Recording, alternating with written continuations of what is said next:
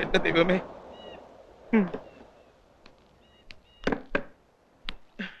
അതേ കിടപ്പ് തന്നെ. എഴുതാനുള്ള ഒരു നീക്കവും കാണുന്നില്ല. എന്നെ വേണമെങ്കിൽ ഒന്നും കൂടി തല്ലിക്കോ. എന്റെ സങ്കടം ഞാൻ പിന്നെ ആരോടാ പറയാ? എഴുന്നേൽക്ക കുടിക്കുക കെടുക്കുക, എഴുന്നേൽക്ക കുടിക്കുക കെടുക്കുക. സ്കോച്ച് വേണമെന്ന് പറഞ്ഞപ്പോ അതും വാങ്ങിച്ചു കൊടുത്തു. രൂപ എത്രയാ പൊടിച്ചത്? തഹസിൽദാർ സാറിന് അറിയോ? ഈ നാട്ടിൽ വേറെ എഴുത്തുകാരില്ലഞ്ഞിട്ടല്ല. MT വാസുദേവൻ നായരും മഞ്ചാടിക്ക് ഒരു നോവൽ എഴുതി തരാന്ന് പറഞ്ഞിട്ട്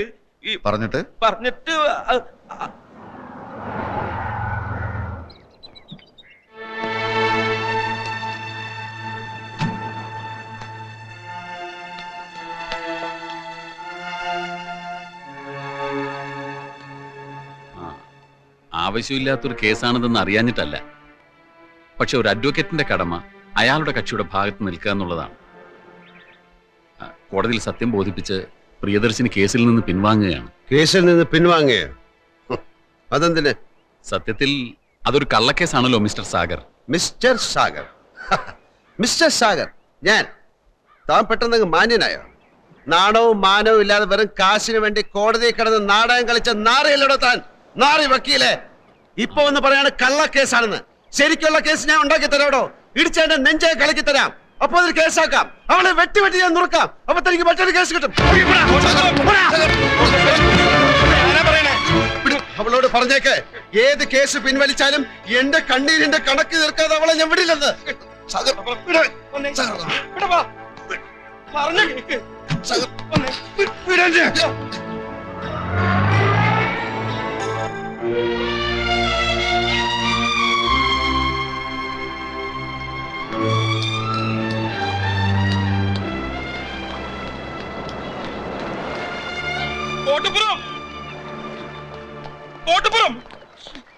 നിക്ക്, ആത്മഹത്യ ചെയ്യരുത്. അതിന് മാത്രം ഇവിടെ ഒന്നും സംഭവിച്ചിട്ടില്ല. ആത്മഹത്യയോ? വിടറോ. സ്വസ്ഥമായിട്ടൊന്ന് ആലോചിക്കാനും സമ്മതിക്കില്ല. അതല്ല, പെട്ടെന്നൊന്നും മിണ്ടാതെ ഇങ്ങോട്ട് പോന്നപ്പോ അത് പോട്ടെ. ഇപ്പൊ ആലോചിച്ച എന്താ? കഥയാണോ? ഈ കാണുന്നത് എന്താണ്? ഇത് കടലല്ലേ? അല്ലേ? ഈ കടലിന്റെ അക്കരെ എന്താണ്? കടലിനക്കരെ അക്കരെ കരയായിരിക്കും അല്ലേ? ഈ അറബിക്കടൽ കടന്നു നിന്നാൽ എത്തുന്നത് എവിടാണ്? ഗൾഫിൽ. ഗൾഫിലല്ലേ? അതെ, ഗൾഫ്. ഗൾഫ്.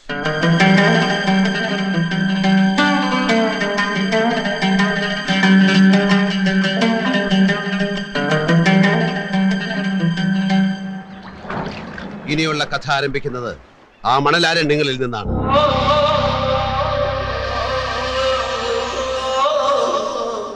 അത് പക്ഷേ ഇതുവരെ എഴുതിയ കള്ളക്കഥയല്ല, യഥാർത്ഥ കഥ. എന്റെ ജീവിതം. ഇനി ഞാൻ എഴുതുന്നത് എന്റെ തന്നെ ജീവിത കഥയാണ്. ഗസറ്റഡ് ഏക്ഷിയും ജയദേവൻ എന്ന എഴുത്തുകാരനും ഇനി പ്രിയദർശിനിയും സാഗർ കോട്ടപ്പുറവുമായി ഇവിടെ പുനർജനിക്കുന്നു.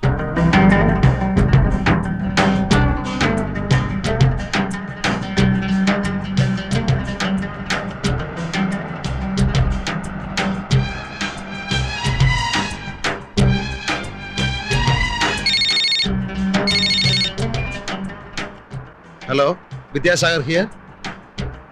പത്മിനി ചേച്ചി നല്ല ആളാ. ഇന്നലെ തന്നെ വിളിക്കാന്ന് പറഞ്ഞിട്ട് അതുപോലെ കാര്യങ്ങൾ എവിടം വരെ? ഞാനും മോനേട്ടനും കൂടി പോയി കണ്ടു. നല്ല ഒതുക്കവും വിനയവും, വെളുത്ത് മെലിഞ്ഞ് നല്ല ഭംഗിയുള്ള ചിരിയും. ഒറ്റ നോട്ടത്തിൽ തന്നെ എനിക്ക് മോനേട്ടനും കുട്ടിയെ നന്നായി ബോധിച്ചു.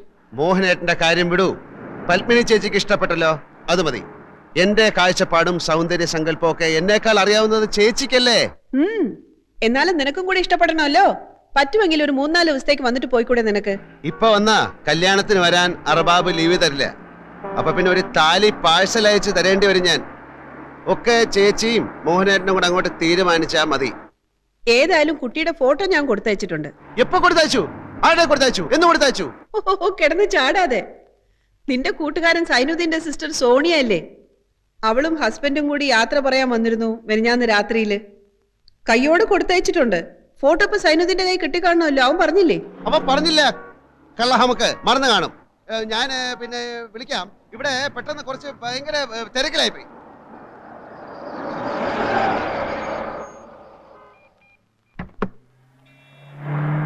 Hello, Malabar garments. ആര്? വിദ്യാർത്ഥിനോ? സൈനിക്കുണ്ടല്ലോ, കൊടുക്കാം. ഫോൺ. അതോ കിടക്കണം. മര്യാദയ്ക്ക് അടുക്കി വെക്കാൻ പറഞ്ഞ കേൾക്കൂല. ഫോൺ എന്ത് ഫോണ്? നീ ഇതൊന്ന് ശരിക്കും അടുക്കി വെക്ക ആദ്യം. ഏതാ ഫോൺ? വിദ്യാർത്ഥന. എന്താണ് മോനെ കുട്ട, സുഖം തന്നെയോ? അടിച്ച് നിന്റെ കണ്ണിയാൻ പൊട്ടിക്കും. എടാ, ഞാൻ കെട്ടാൻ പോകുന്ന പെണ്ണിന്റെ ഫോട്ടോ നിന്റെ കൈ കിട്ടിയിട്ട് നീ എന്താ എനിക്ക് തരാത്തത്? തരാത്തത് വേറൊന്നും കൊണ്ടല്ല മോനെ, ഓളെ ഫോട്ടോ കണ്ടിട്ട് എനിക്ക് കൊതി തീരുന്നില്ല. ഇടിച്ചു നിന്നെ മര്യാദയ്ക്ക് ഫോട്ടോ എവിടെ എത്തിക്കടാ. നിന്റെ കമ്പനി എന്റെ മലബാർ ഗാർമെന്റ്സിന് 10,000 ലക്കോസ്റ്റ് ടീഷർട്ടിന്റെ ഓർഡർ തരാമെന്ന് പറഞ്ഞിട്ട് എന്തായി? എന്റെ കമ്പനി നിനക്ക് ഒരു ഓർഡറും തരാമെന്ന് പറഞ്ഞിട്ടില്ല. നീ പറഞ്ഞു 10,000 പീസസിന്റെ ഒരു ഓർഡർ നിനക്ക് വേണമെന്ന്. അത് നടക്കില്ലെന്ന് ഞാൻ അപ്പോഴേ പറഞ്ഞാണല്ലോ. എടാ, നീ ഒന്ന് മനസ്സിലാക്കണം. എത്രയോ കൊല്ലക്കാലം നമ്മൾ ഇന്ത്യക്കാരെ മുഴുവൻ അടിമകളാക്കി ഭരിച്ച ബ്രിട്ടീഷുകാരനാണ് നിന്റെ കമ്പനി മുതലാളി. എന്നോടുള്ളതിനേക്കാൾ ആത്മാർത്ഥ്യമൊന്നും അവനോട് കാണിക്കണ്ട. പണ്ട് നമ്മളെ അവൻ ചൂഷണം ചെയ്തു, ഇന്ന് നമ്മൾ അവനെ ചൂഷണം ചെയ്യണം. അതാണ് രാജ്യസ്നേഹം. ഓ, ഇതാണോ രാജ്യസ്നേഹം? ഞാൻ അറിഞ്ഞില്ല. നീ ഈ ഫോട്ടോ എപ്പോ എത്തിക്കും? നീ ടീഷർട്ടിന്റെ ഓർഡർ എപ്പോ തരും? ഓ, അത് ശരി. അപ്പോ ഓർഡർ തന്നാലേ നീ ഫോട്ടോ തരൂ അല്ലേ? നീ ഓർഡർ താടാ മോനെ. വേണ്ട, എനിക്ക് ഫോട്ടോ വേണ്ട. രാത്രി ഞാൻ നിന്റെ ഫ്ലാറ്റിൽ വരാം. എന്നിട്ട് നമുക്ക് ഓർഡറിന്റെ ഫോട്ടോയുടെ കാര്യം വിശദമായിട്ട് ഡിസ്കസ് ചെയ്യാം. ഓക്കെ? ഓക്കെ.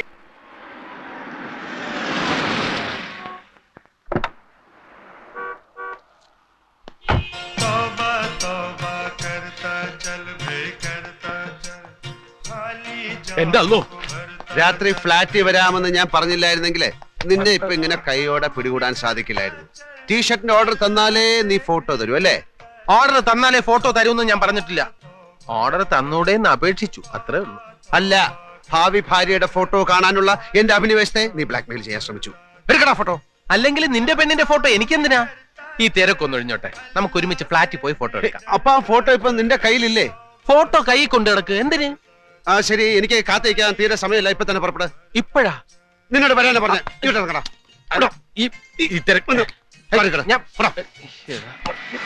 ഫോട്ടോ ഒക്കെ എടുത്തു തരാം. നീ ആദ്യം ഈ കൈ ഒന്ന് വിട്. വേണ്ട, വേല കയ്യിലിരിക്കുന്നാലേ.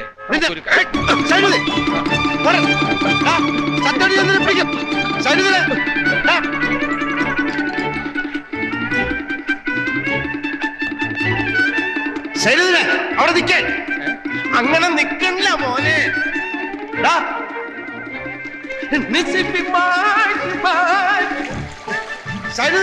ഇങ്ങോട്ട് ഇറങ്ങി വരാൻ.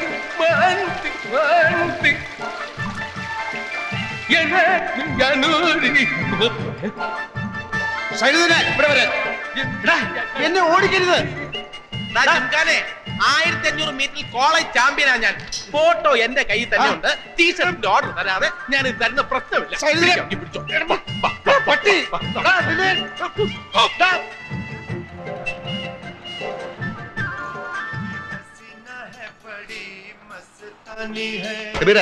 സൈനുദ്ദീൻ ഇങ്ങോട്ട് വന്നാ? ഇല്ല, നിങ്ങൾ ഒന്നിച്ചല്ലേ പോയത്? അവനെ ഇപ്പൊ എന്റെ കൈ കിട്ടിയല്ലോ. അവൻ ബാലുവിന്റെ അടുത്ത് കാണുമായിരിക്കും. അവനെ പിടിക്കാതെ വിടില്ലെന്ന് പറഞ്ഞേക്ക്. കുട്ടിയുടെ ഫോട്ടോ ഉഷാറായിട്ടാ. നീ കണ്ട? കണ്ടല്ലോ, നല്ല അസല് കുട്ടി.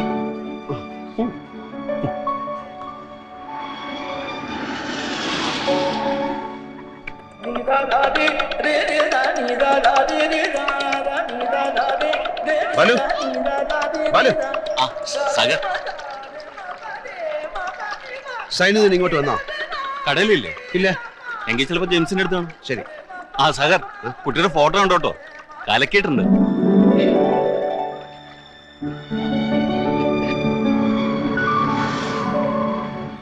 സൈനുദ്ദീൻ വന്നാ? വന്നിട്ട് പോയി.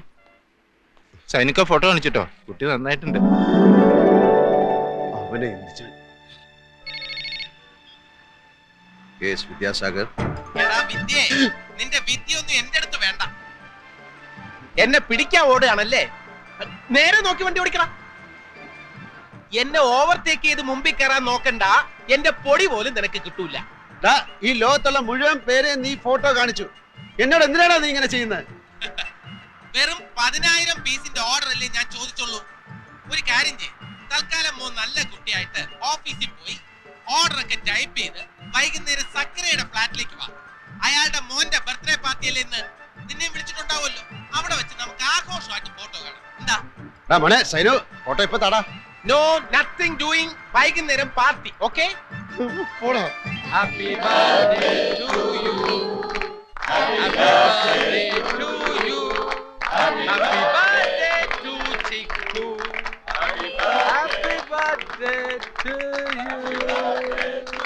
Happy birthday to you. Happy birthday, Chiku. To you. Happy birthday to Chiku. കുട്ടിയുടെ ഫോട്ടോ അസലായിട്ടുണ്ട്. ലേഡീസ് ആൻഡ് ജെന്റിൽമെൻ, എല്ലാരും ഇങ്ങോട്ടൊന്ന് ശ്രദ്ധിക്കൂ. സക്കറിയ ദമ്പതികളുടെ മകൻ ചിക്കുവിന്റെ ജന്മദിനം ആഘോഷിക്കാനാണല്ലോ നമ്മൾ ഇവിടെ ഒത്തുകൂടിയിരിക്കുന്നത്. നമ്മൾ മലയാളികൾ ഇതേപോലുള്ള ആഘോഷങ്ങളിൽ ഒന്നിച്ചു കൂടും, വെടിപറയും, ഭക്ഷണം കഴിക്കും, പിരിഞ്ഞു പോകും. അതോടെ തീർന്നു. നമ്മൾ മലയാളികൾക്ക് ഒത്തൊരുമയില്ല. പരസ്പര സഹകരണം എന്ന വാക്ക് നമ്മുടെ നിഘണ്ടുവിലേ ഇല്ല. അങ്ങോട്ടും ഇങ്ങോട്ടും നമ്മൾ ഒരു സഹായവും ചെയ്യില്ല. ഞാനിത് പറയാൻ കാരണം വിദ്യാസാഗർ നമ്മുടെയൊക്കെ കൂട്ടുകാരനാണ്. അവൻ കെട്ടാൻ പോകുന്ന പെണ്ണിന്റെ ഫോട്ടോ ദാ എന്റെ കയ്യിലുണ്ട്. വരട്ടെ. അവന്റെ കമ്പനി എനിക്ക് കുറച്ച് ടീഷർട്ടിന്റെ ഓർഡർ തന്നാലേ ഈ ഫോട്ടോ ഞാൻ അവന് കൊടുക്കൂന്ന് പറഞ്ഞിട്ടുണ്ട്. നിങ്ങൾക്കറിയാം, അവൻ എന്നെക്കാൾ ആരോഗ്യമുള്ളവനാണ്. അതുകൊണ്ട് ഈ ജിങ്കാന ഒരു ആക്രമണത്തിന് മുതിരുകയാണെങ്കിൽ നിങ്ങൾ എല്ലാവരും ചേർന്ന് എന്നെ രക്ഷിക്കണമെന്ന് അഭ്യർത്ഥിക്കാണ്. വന്ന് എന്റെ ചുറ്റും നിൽക്കൂ പ്ലീസ്. അവൻ ആക്രമണത്തിന് മുതിർന്നു കഴിഞ്ഞു. എല്ലാവരും എന്നെ രക്ഷിക്കാൻ തയ്യാറെടുത്തോളൂ. നീ ഫോട്ടോ എടുക്ക. ഓർഡർ എടുക്ക്. നീ ഫോട്ടോ എടുക്കടാ. ഓർഡർ എടുക്കാൻ. എന്നാ ഫോട്ടോ ഓർഡർ എടുക്ക്. ഫോട്ടോ തന്നാലേ ഓർഡർ തരൂ, അല്ലെങ്കിൽ നീ ഇനി എന്നെ ബ്ലാക്ക് മെയിൽ ചെയ്യും. ആ കവറിനുള്ളിൽ ഓർഡർ ആണെന്ന് അറിഞ്ഞാലേ ഫോട്ടോ തരൂ. നിനക്ക് എന്നെ വിശ്വാസമില്ലേ? ഇല്ല. വിശ്വാസമില്ല? എടാ, ഒരു സുഹൃത്ത് മറ്റൊരു സുഹൃത്തിനെ വിശ്വസിക്കണം. ഓർഡർ തരാത്ത കൂട്ടുകാരന്മാരെ വിശ്വസിക്കാൻ പാടില്ല.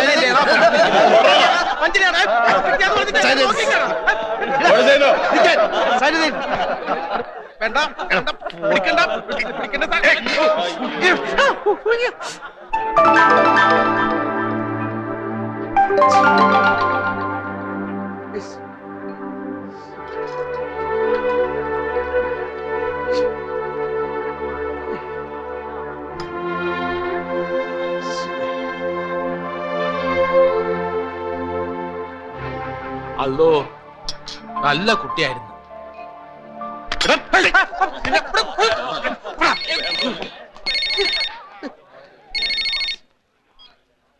ഹലോ. ആ ചേച്ചി കറക്റ്റ് സമയത്താ ചേച്ചി വിളിച്ച്. ചേച്ചി കൊടുത്തയച്ച ഫോട്ടോ കിട്ടി, വളരെ നന്നായിട്ടുണ്ട്. അവളിപ്പോ ചിക്കൻ മസാല കിടന്ന് വെന്ത് തിളച്ച് നല്ല പരുവായിട്ടുണ്ട്. അവളിനി കല്യാണം കഴിക്കാൻ കൊള്ളത്തില്ല, കഴിക്കാനേ കൊള്ളാവൂ. അത് ശരി. ഛേ, ഇതിനാണ് ഇത്രയും കഷ്ടപ്പെട്ട് ഫോട്ടോ അങ്ങോട്ട് അയച്ചത്. ആ സൈനുദിന്റെ തലക്കിട്ട് 2 കിഴുക്ക് കൊടുക്ക്. ഇനിയിപ്പോ രണ്ടാമത് അവിടെ ചെന്ന് ഫോട്ടോ എങ്ങനെയാ ചോദിക്കുക? ഹേ വേണ്ട, ഇനി ഫോട്ടോ അയക്കൊന്നും വേണ്ട. ഈ ദുബായിൽ ഞാൻ ഒഴിച്ച് മറ്റെല്ലാവരും ഫോട്ടോ കണ്ടു. ചേച്ചിയുടെ സെലക്ഷൻ വളരെ നന്നായിട്ടുണ്ടെന്നാണ് പറയുന്നത്. കണ്ടത് മനോഹരം, കാണാത്തത് അതിമനോഹരം എന്നാണല്ലോ. കാണാത്തതുകൊണ്ട് അതിലില്ലാത്ത സങ്കല്പത്തിന്റെ തേരിലേറി എനിക്ക് എത്ര വേണമെങ്കിലും സഞ്ചരിക്കാം.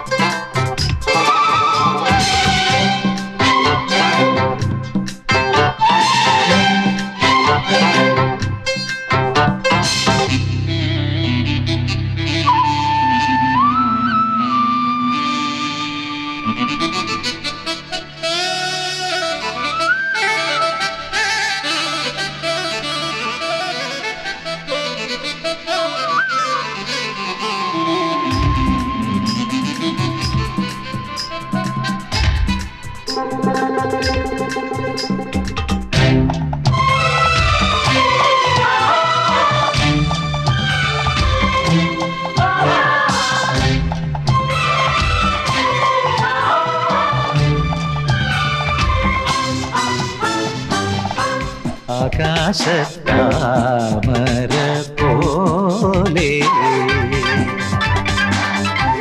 പാതി വീടന്ന നീയാര്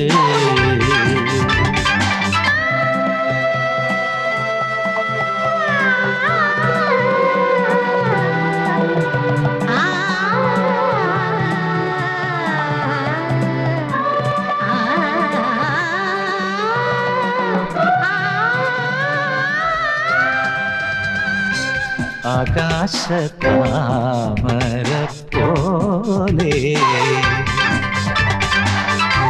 പാതി വിടന്ന നീയാര്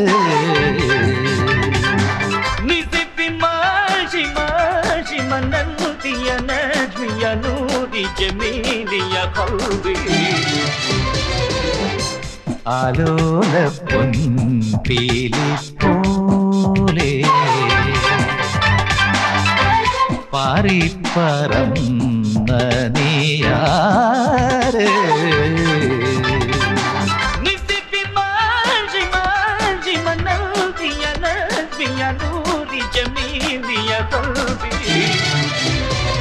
ആരു നീ ഹൃദയചന്ദ്രികെ സ്വപ്നദൂതികെ കടൽ ചിപ്പിയിൽ മയങ്ങി നിന്നു മുത്തുപോലിറങ്ങി വന്ന മോഹനൃത്ത ചാരുതേ ആകാശത്താമര പോലെ പാതി വീഴുന്ന നീയാരേ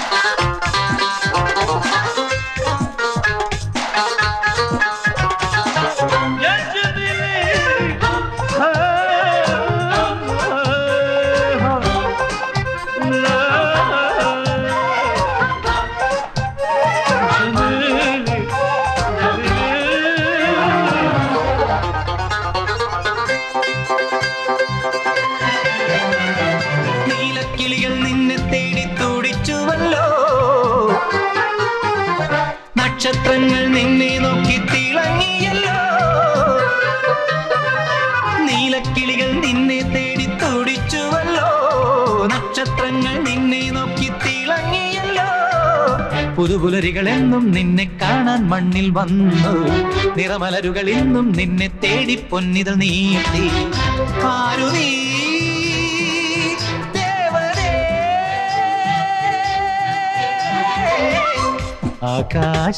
ആകാശത്താമര പോലെ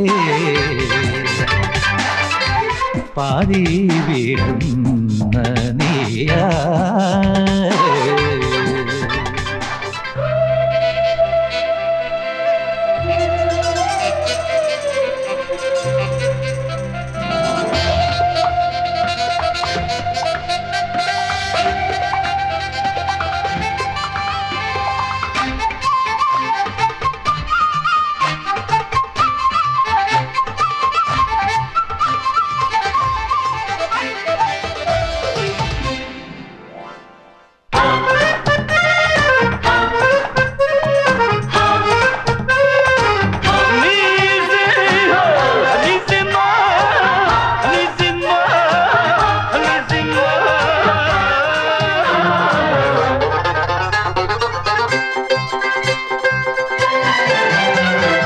ഈന്തപ്പനകൾ നിഴലു വിരിച്ചു നിനക്കു വേണ്ടി ആമ്പൽക്കൊടികൾ മാല കൊരുത്തു നിനക്കു വേണ്ടി ഈന്തപ്പനകൾ നിഴലു വിരിച്ചു നിനക്കു വേണ്ടി ആമ്പൽക്കൊടികൾ മാല കൊരുത്തു നിനക്കു വേണ്ടി കലിയിളകിയ കാറ്റിൽ മണലാരണ്യം പാൽക്കടലായി അലമാലകൾ തങ്കക്കാൽ തള തീർത്തു നിനക്കു വേണ്ടി ആരു നീ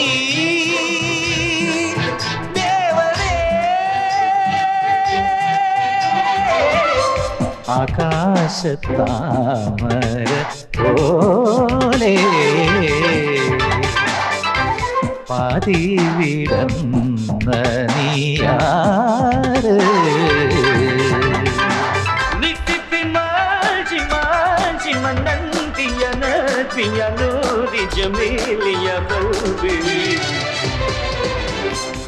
ആലോല പൊൻപീലി പോലെ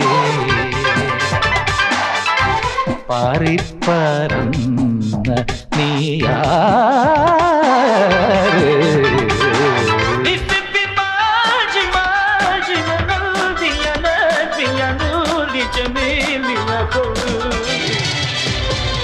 ആരു നീ ഹൃദയചന്ദ്രികെ സ്വപ്നദൂതികെ കടൽ ചിപ്പിയിൽ മയങ്ങി നിന്നു മുത്തുപോലിറങ്ങി വന്ന മോഹനൃത്ത ചാരുതേ ആകാശതാമര പോലെ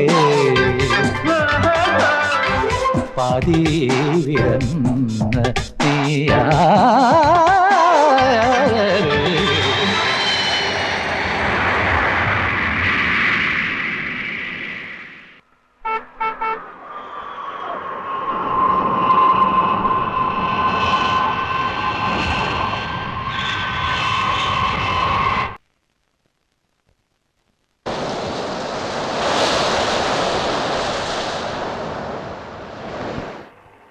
ഇന്നലെ രാവിലെ ഞാൻ ജബലാലിന്ന് ഫോൺ ചെയ്തപ്പോഴും പൽപ്പിന് ചേച്ചി എന്നോട് പറഞ്ഞതാ എയർപോർട്ടിൽ വരാന്ന്.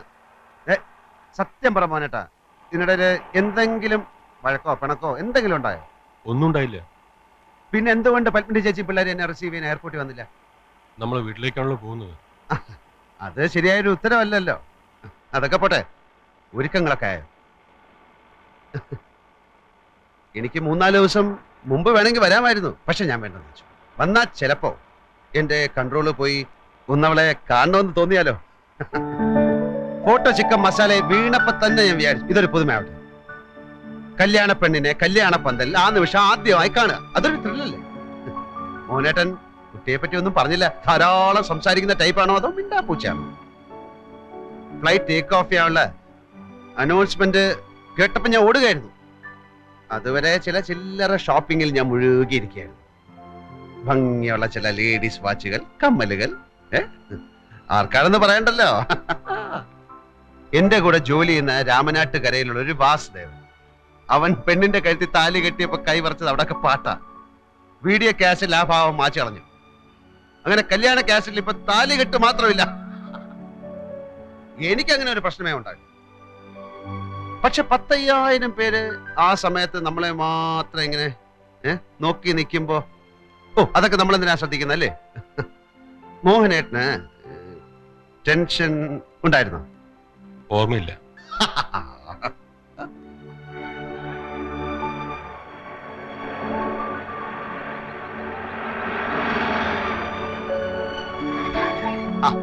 ഞാൻ വെറുതെ ഓർത്തു കാറ് വന്ന് നിൽക്കുമ്പോ ആദ്യം കാണുന്ന അമ്മാവനെ ആയിരിക്കും. നിന്റെ യാത്രയൊക്കെ സുഖമായിരുന്നോ? ബാല, ഈ സാധനമൊക്കെ എടുത്ത് അകത്ത് വെക്കി. പന്തല് കൊള്ളാം, കുറച്ചുകൂടെ അലങ്കാരങ്ങളാകാമായിരുന്നു അല്ലേ? നീ അകത്തോട്ട് കയറി. ഒരു കല്യാണത്തിന്റെ തലേദിവസം കാണേണ്ട ഒച്ചയും ബഹളമൊന്നും ഇവിടെ കാണുന്നില്ലല്ലോ. ഓ, നിങ്ങളൊക്കെ ഇവിടെ ഉണ്ടല്ലേ. നിങ്ങക്ക് ഇളയച്ചനോടുള്ള പഴയ സ്നേഹമൊക്കെ പോയി. എന്താ എയർപോർട്ടിൽ വരാത്തെ? അതിന് ശിക്ഷയുണ്ട്, ചോക്ലേറ്റ്സ് ഉടുപ്പൊന്നും തരില്ല. എവിടെ അമ്മ? ആ, റൈറ്റ് ടൈമിന് ഫ്ലൈറ്റ് എത്തിയോ?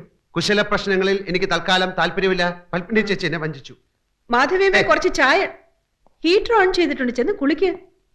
ഈ തണുത്ത സ്വീകരണത്തിന്റെ അർത്ഥം എനിക്ക് മനസ്സിലാകുന്നില്ല. അറിഞ്ഞോ അറിയാതെ ഞാൻ എന്തെങ്കിലും തെറ്റ് ചെയ്തോ? ഇവരൊന്നും കഴിച്ചിട്ടില്ല കേട്ടോ. ബ്രേക്ക്ഫാസ്റ്റ് എടുത്ത് വെക്കി. 10-32 വർഷമായിട്ട് സ്ഥിരമായി ബ്രേക്ക്ഫാസ്റ്റ് കഴിക്കുന്നതാണ് ഞാൻ. അതുകൊണ്ട് അത് കളാം. എന്താ കല്യാണത്തിന് ആരെ ക്ഷണിച്ചില്ലേ? നമ്മുടെ അടുത്തുള്ള ആൾക്കാരെ പോലും കാണുന്നില്ലല്ലോ. അത് ഒരു യാത്ര കഴിഞ്ഞ് വന്നതല്ലേ, പോയി കുളിച്ചിട്ട് വാ. കുളി ഇത് കേട്ടതൊന്നും ദുബായിന്ന് ഞാൻ ഇവിടം വരെ വന്നത് കുളിക്കാനാണ്. കുളിച്ചേക്കാം.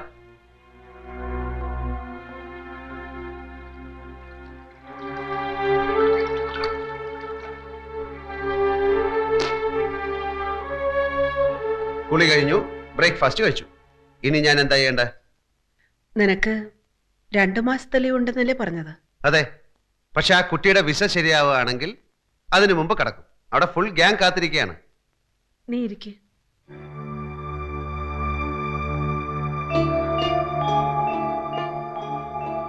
എല്ലാം ശാന്തമായി ക്ഷമയോടെ നീ കേൾക്കണം. ഒന്നും സംഭവിച്ചിട്ടില്ല എന്ന് തന്നെ വിചാരിച്ചാ മതി. അല്ലെങ്കിൽ സംഭവിച്ചതൊക്കെ നിന്റെ നന്മ കൊണ്ടാണെന്ന് കരുതിയാ മതി. കല്യാണത്തിന് ശേഷമായിരുന്നെങ്കിൽ എന്തായിരുന്നു എന്റെ സ്ഥിതി? 2 മാസം ഉണ്ടല്ലോ. പത്മിനി ചേച്ചിയെ നിനക്ക് വിശ്വാസം ഉണ്ടെന്ന് അറിയാവുന്നതുകൊണ്ട് പറയാണ്. ഇതിനേക്കാൾ നല്ലൊരു പെൺകുട്ടിയെ നിനക്ക് ഞങ്ങൾ കണ്ടുപിടിച്ചു തരും. ഇന്നലെ രാത്രി ഫോൺ വരെ ഉണ്ടായത് അവരുടെ വീട്ടിൽ നിന്ന്. ആ കുട്ടി മറ്റാരുമായി സ്നേഹത്തിലാണെന്നും അയാളുടെ കൂടെ ആരും അറിയാതെ ഒളിച്ചോടിപ്പോയിരുന്നു.